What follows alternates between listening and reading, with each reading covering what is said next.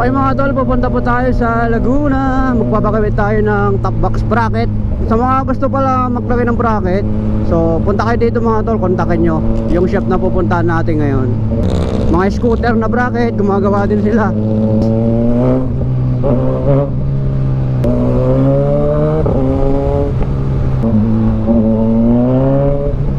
Ganito ang daan papunta ang GMA, oh. Bagay na ayos nila. Oo.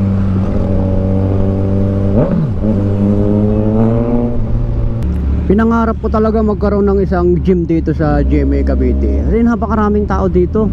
Minsan ibang driver pagod na rin, kakatrabaho. Kaya hindi mo masasabing lahat ng driver perfect. Kailangan marunong tayo makiramdam. Kapag ang isang sakyan nakikita mo nang gumaganon kahit mabagal, pagbigyan na, kasi minsan nagpapakiramdaman kung magbibigay o hindi. Sana all may angkas na sexy. May kasama pang aso. Papasok na po tayo sa SLEX. Dito tayo, Calamba, pa Manila yan, oh. Dito tayo. May RFID naman to. Hintayin muna natin bumaba, then proceed.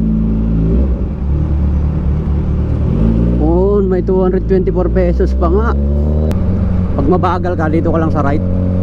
Maganda na dito sa expressway ngayon kasi pagpasok mo at pag-exit na lang yung toll. Hindi katulad dati na marami kang dadaanan na toll bago ka makalabas.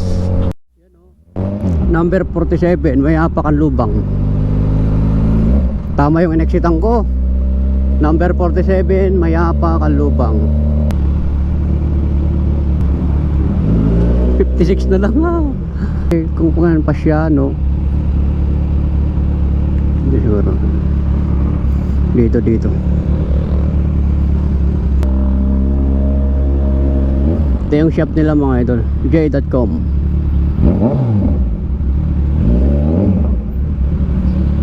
j.com, yung mga bracket. May mga helmet din pala sila rito. Sakto, makakuha tayo ng gloves. Wow, dami palang pwedeng bilhin.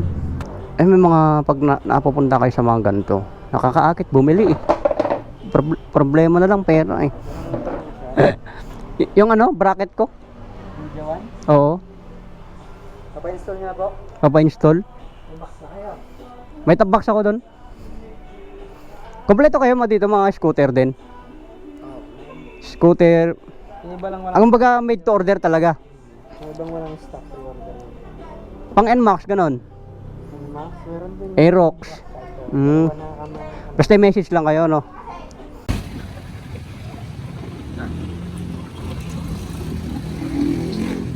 Inabot tayo ng gabi. Okay, no?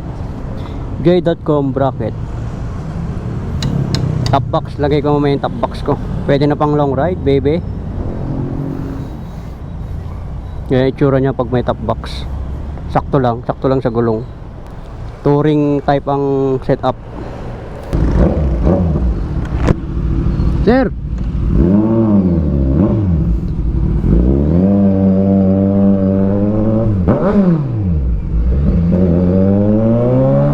ticket lang. Salamat. As usual, daan-daan lang tayo.